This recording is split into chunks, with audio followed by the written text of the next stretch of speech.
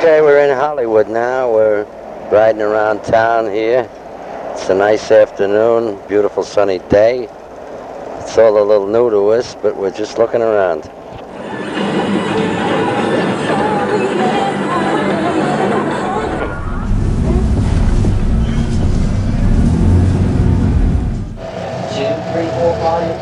the right, over the bridge, channel 1. We're at the Universal lot. We're ready to go on a tour now. We're standing by our little Pinto car here. It's running along pretty good. We're having a good time. We're scanning around the hills here. It's quite high. As you can see, all of Hollywood is built that way with all the homes up in the hills. It's quite an impressive sight.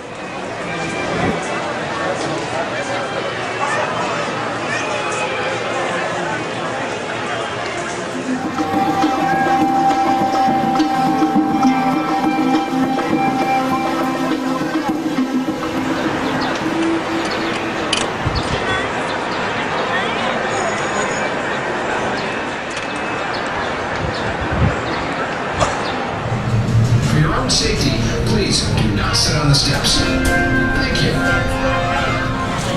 Hi everybody, welcome to the Universal Tour. Straight ahead all the way down underneath the archway.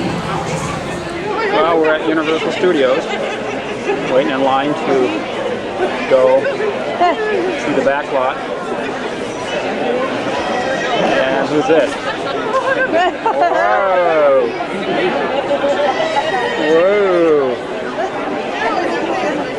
What's going on here? Oh! He is tall.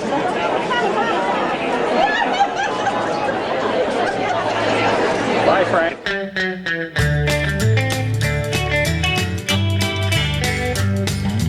They're gonna put me in the movies.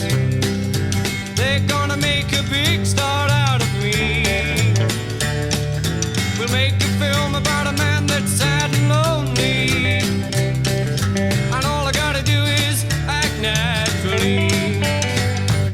Well, I bet you I'm gonna be a big star. Might win an Oscar, you can't never tell. The movie's gonna make me a big star, 'cause I can play the part so well. Well, I hope you'll come and see me in the movies. Then I'll know that you will plainly see the biggest fool that ever hit the big time. And all I gotta do is act naturally.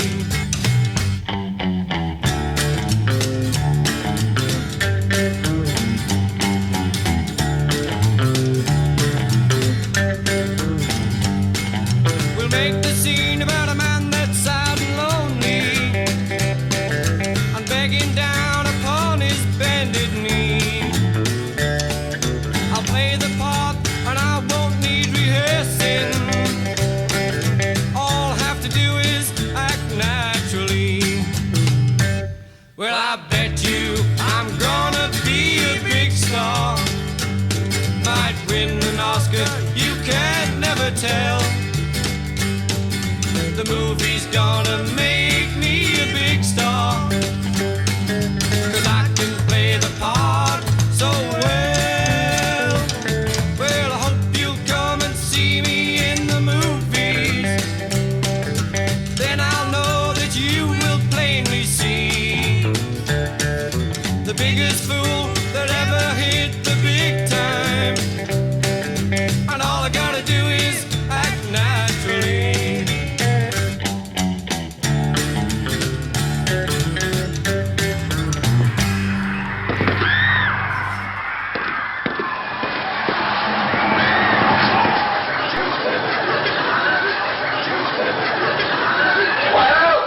Nobody in there.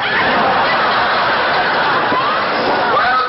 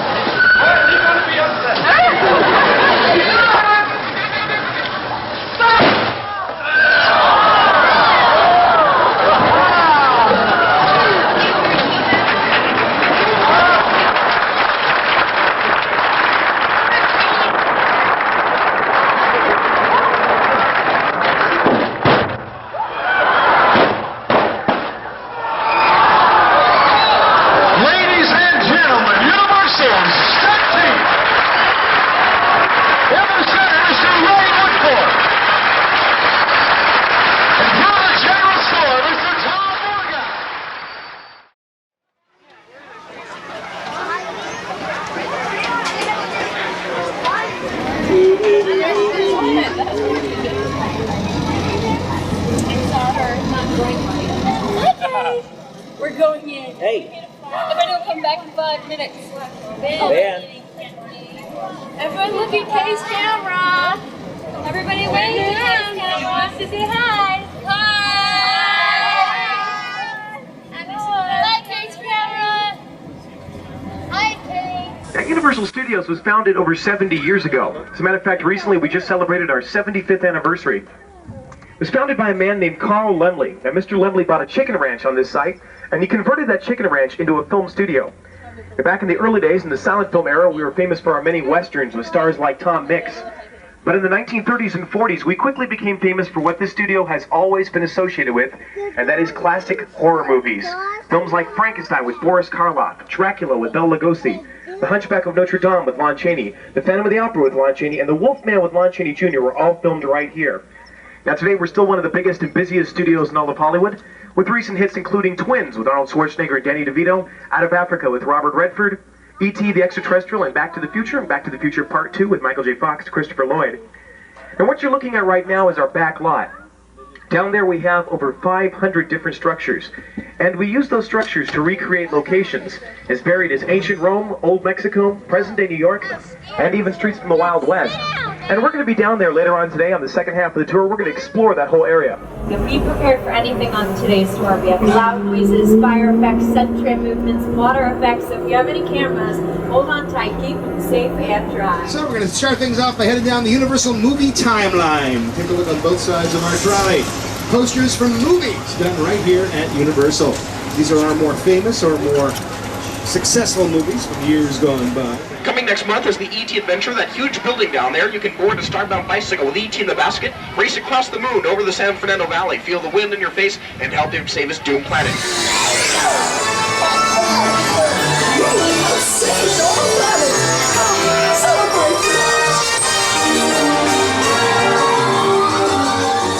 In one of the most spectacular rides ever built, E.T. even says goodbye to you by your first name and thanks you for helping him get home after the ride is over. Fantastic stuff.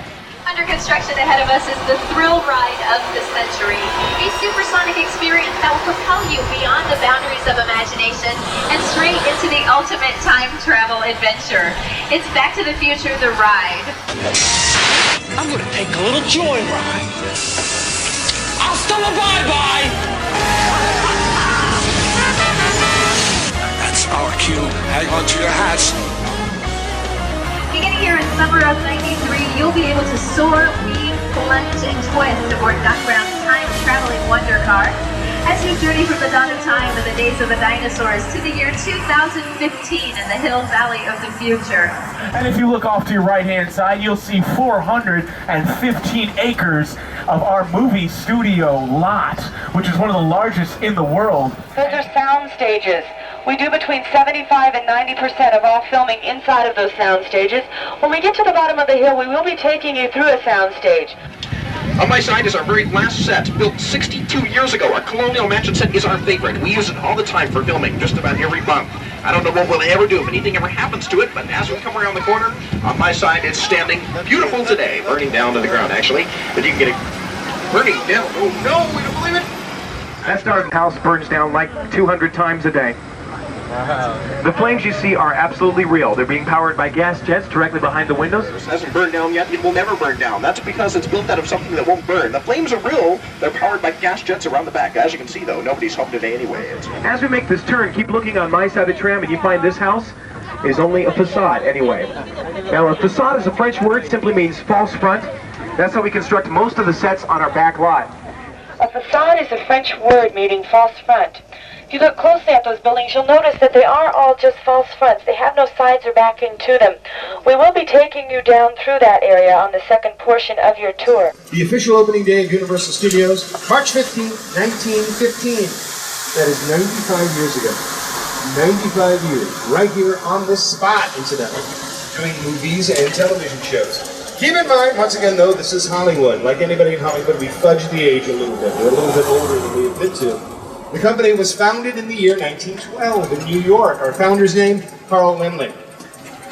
And in 1914, just a short 2 years after that, he had a dream. The dream was to establish a self-contained city dedicated to the production of movies. Anyway, Carl Lemley, as I said, bought a chicken ranch out here in California, 200 acres. He wanted the land, didn't necessarily want the chickens. But he kept the chickens. That was his fallback plan. If the movie business went bust, he had the chicken and egg business to fall back on. And part of the land involves our fire department right now. That's what Dave's slowing down for here. He loves me to point out. Were you a fireman in a previous life? No, people just usually point it out because of 51, you know. Oh, okay, well, 51. Who remembers 51? Does anyone know Station 51? Does that ring any bells? I'm curious. Squad 51, traffic accident with injuries, 6 and 10 more. There was a television show that was done here years ago. It was called Emergency. And on Emergency, the fire station was Station 51. So when we built the real fire station, we moved it in the fire station on the television show. That is a case of life imitating here.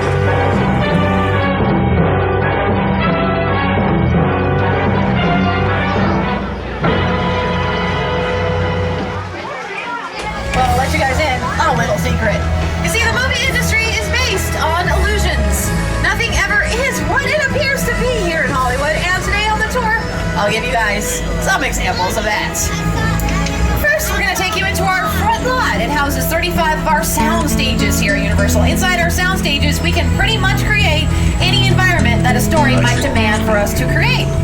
Directly in front of us and off to your left now is our largest sound stage, Stage 12. It's actually one of the biggest sound stages in the world. We have sound stages. Now we're going to go inside one of these stages a little bit later on. But right now, let me point out the stages over here on your, I suppose I could point out the food table over on the left. 28 was built over 80 years ago to house the elaborate Paris Opera House sets for the Phantom of the Opera starring Lon Chaney.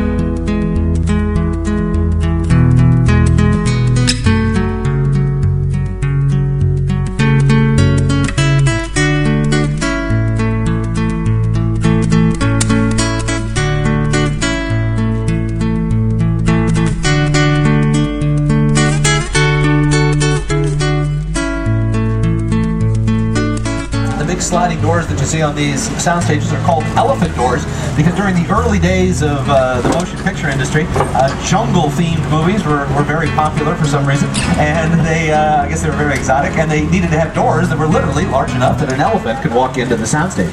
Now, most of these sound stages are what we call closed sets, which means only the immediate cast and crew and invited guests are allowed access. However, next time you come back to Universal, be sure to check out our VIP experience. We'll have the opportunity to become one of these invited guests and be able to walk on and explore actual sets that are used for filming. Ordinarily, you have to be a producer, director, member of the crew, actor. Those are the people that come in here. And you guys. So welcome to the club, everybody. You get behind the scenes here on the tour. You see the nuts and bolts, but then you see it in the movie or on TV. And your whole perception has changed. Soundstage 44, one of the sound stages permanently assigned to the television show Parenthood. Okay, everybody, back on board. On your left side, boy, those are bungalows, which house the production offices for our television shows and our movies. Speaking of movies, great movie director, Alfred Hitchcock. He directed Psycho, The Birds, his old bungalow coming up on your left, just past the Hasbro bungalow with Mr. Potato Head. 5195, Alfred Hitchcock's old bungalow. Welcome to Universal Studios, where you learn Hollywood secrets. And now you'll learn the secrets of the $6 Million Man and the Bionic Woman on the Universal Studios tour. And Mr. Hitchcock would be no stranger to this next part of our tour because we are entering the back lot where the world is literally just around the corner. This is the part of the studio where basically all the big stuff gets made. All the exterior scenes that you see shot on a large scale, if they're not shot on location in some other part of the world, are shot here on our back lot, which tends to happen more often than not because, quite frankly, it's just cheaper. This is where we have everything from New York to London to Spain to Germany. Anywhere that we want to be, we create it here on our back lot. First of all, when you look at the buildings that are in our Metropolitan sets, they look like they're made out of brick and stone and things like that, but no, they're not. They're really just foam rubber, styrofoam, fiberglass, cardboard, lightweight materials like that. A lot of these buildings aren't even complete structures. They're what we call facades, which means they're just the sides and fronts of buildings we just build what the camera needs to see and change their appearance a little bit from one production to the next, so hopefully you won't recognize these sets when you see them over and over again. In fact, if you got really close to those brick walls, you'd see some staples in between the bricks because they're not bricks at all. Take a closer look, because they're not. In actuality, the fronts of these facades are constructed out of chicken wire and styrofoam that is painted and shaped to look like brick, stone, or concrete.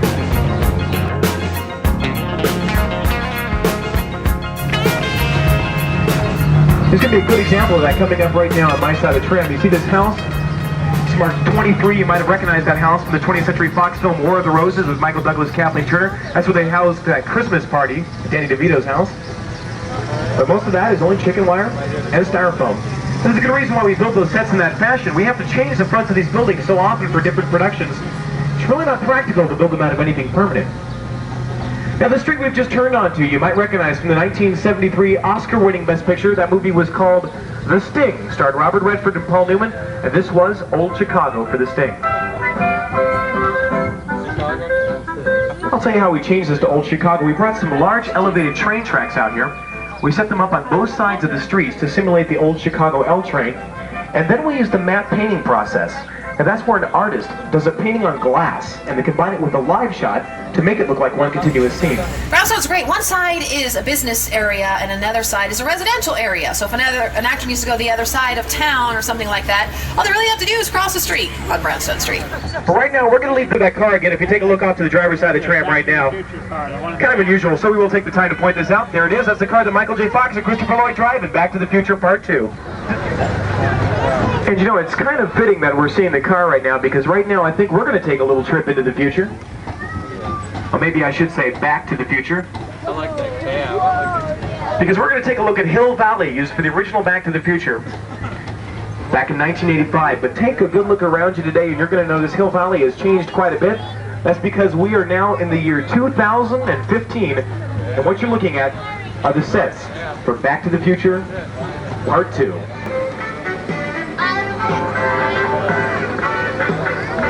That looks cool. Look at it. That's the way this area looked from Back to the Future back in 1985. 25 years ago. 1985. Wow, I'm feeling old now. I was 2 years old when that movie came out. Dritte Teil 1885 gleiche Platz. Und wie haben wir Michael J. Fox in die Vergangenheit? And as we make this turn, you'll have an excellent picture-taking opportunity of that brick building with the green glass windows. You might recognize that. That is the courthouse with the clock tower that was struck by lightning in the original Back to the Future. And you can see how this building has changed in the future. For example, the area in front of the courthouse, this used to be a parking lot. It's where Michael J. Fox did a lot of his skateboard stunts in the first film.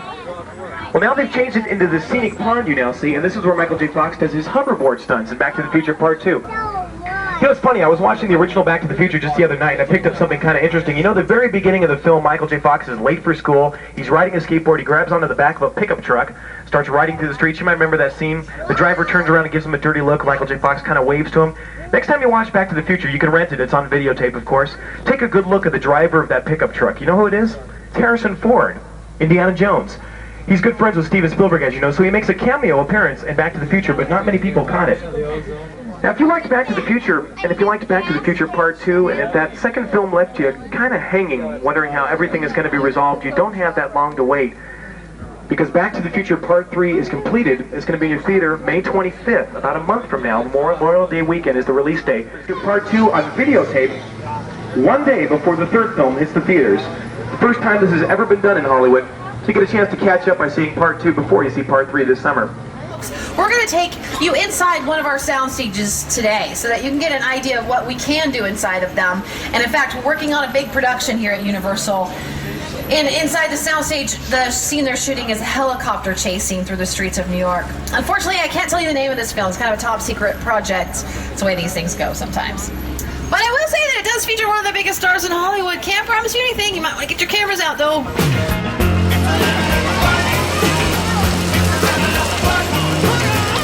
only build the front and sides of the building because that's the only thing that the camera can see, while your imagination fills in the rest.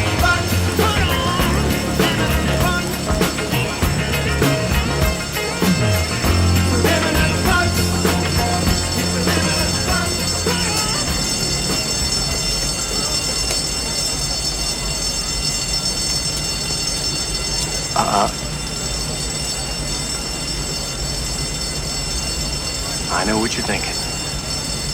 Did he fire 6 shots or only 5? Well, to tell you the truth, in all this excitement, I've kind of lost track myself. But Ian, this is a 44 Magnum, the most powerful handgun in the world, and would blow your head clean off. You've got to ask yourself one question. Do I feel lucky? Well, do you, punk?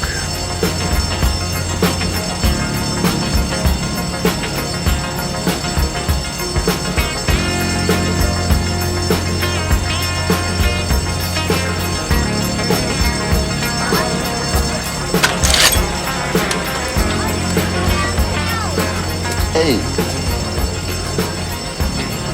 I got to know.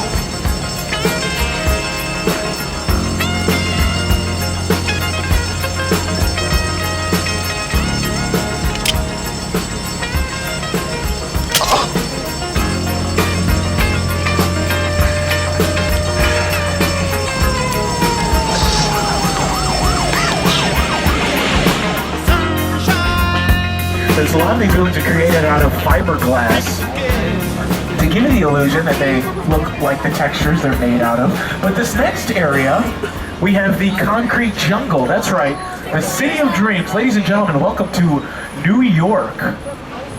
Hey everyone, welcome to New York. I got my start right here in New York on Saturday Night Live. This is actually my old neighborhood. What's got mugged over there? An old woman, tough lady. This is my favorite hot dog guy. Hey, buddy, how's it going? Remember me? No. Just like old times. Gotta love New York City. Hey, I'm walking here. I'm walking here. Oh, shit.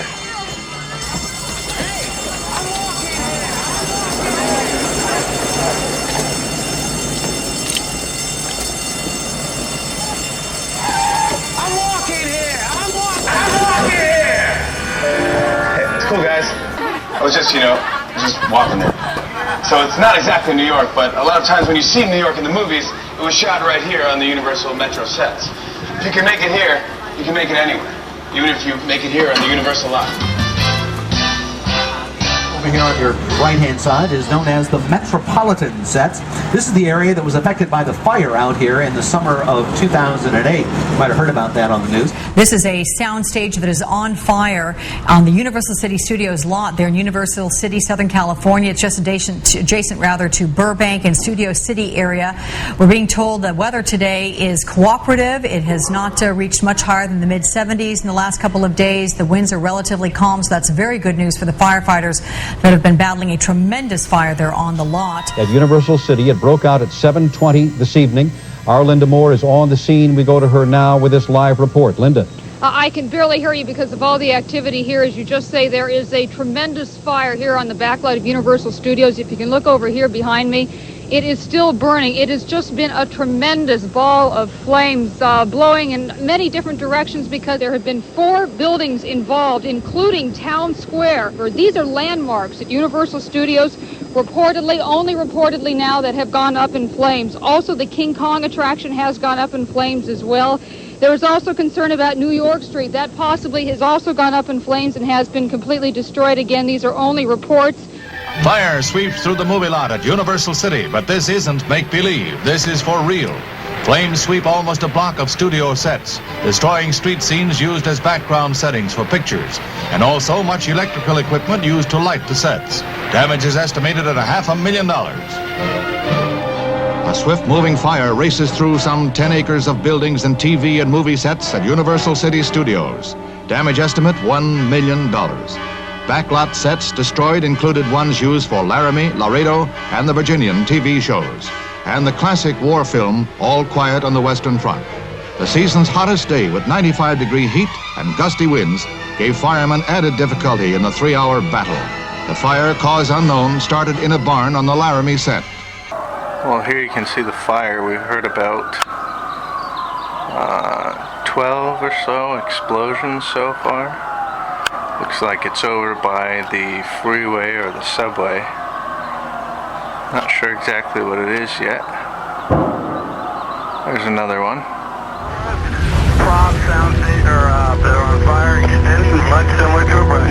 On the morning of June 1st, 2008, an accidental fire burned 4 acres of the historic New York Street.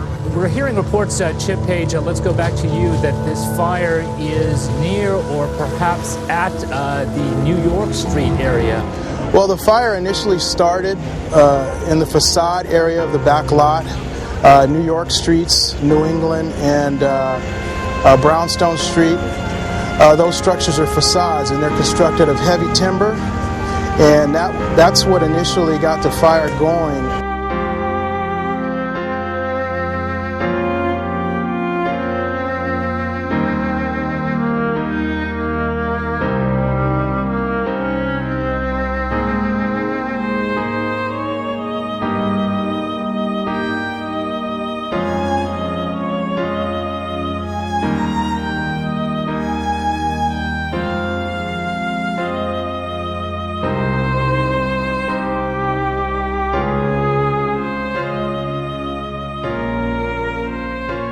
Told by the Public Relations Department at Universal Studios, at Universal overall, sir, that they plan to run that tour. They're going to open up for business as usual at the City Walk at 9 a.m. That's just a short hour and a half or so from now. As you can see, many of the sets were left in ruins. The buildings destroyed were facades, with just the fronts and sides built because it's the only part the camera sees. And while these sets are gone today, we do plan to rebuild these sets so they can be used by generations of filmmakers to come.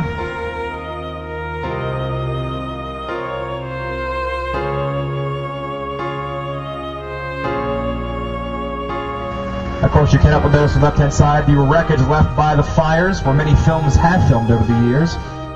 Movies like Dirty Harry, starring Clint Eastwood. It was actually used in Chicago with Sting and the Blues Brothers. Featured in Castaway with Tom Hanks and Helen Hunt. We've done countless TV shows here over the years. TV shows like Ally McBeal, Seinfeld, The X-Files, Grey's Anatomy, Crossing Jordan, Boss Legal. Pretty much every TV show that's come out in the past 20 years has probably used our sets at one point or another. Very devastating, of course. Like I said, though, we will rebuild these sets and get movies made, but we always have. Terrible. Save the clock tower! Save the clock tower! Mayor Wilson is sponsoring an initiative to replace that clock. 30 years ago, lightning struck that clock tower, and the clock hasn't run since. From the day of the fire, we were committed to rebuilding. The New York Street location is part of Hollywood's history and an important part of Universal's legacy. A team of award-winning creative professionals were brought together to consult during the design and building process. The rebuilding effort became known as the Phoenix Project. The heights of various facades were increased an additional 10 to 25 feet to give the buildings a big city downtown feel. The width of the main street was narrowed so the camera could capture both sides of the street in the same shot. The facades are reinforced with steel, so cameras can be positioned on the rooftops or can be mounted on a crane to follow the action. Couldn't believe it. I couldn't believe, first of all, it was that awesome that quickly. I added a bathroom on my house. It took 4 years. So my first impression coming out to New York Street after it's been rebuilt, and it's not completely rebuilt, but it's certainly on its way, is that it has the ability to do anything and everything. Well, you know, walking around that back lot does inspire me artistically, creatively. You know, it's been built by artists, by designers. The new locations have beautiful architectural details with many different looks, including a Broadway-style theater district, a 1930s section, a London section, and much more. To ensure safety, the new facades have state-of-the-art, fully automatic sprinkler systems built in fire separation areas and a separate water supply infrastructure for the hydrants and the sprinklers. The location features a modern area with a contemporary Manhattan look and manhole covers that emit special effects steam. To offer increased flexibility and to help production costs, the facades have interior shooting spaces that can be built out so productions can shoot reverse angles without returning to a soundstage. The Phoenix Project will make New York Street the most versatile and sought-after shooting location in the world. It's always been a destination for all of the visitors to the theme park here.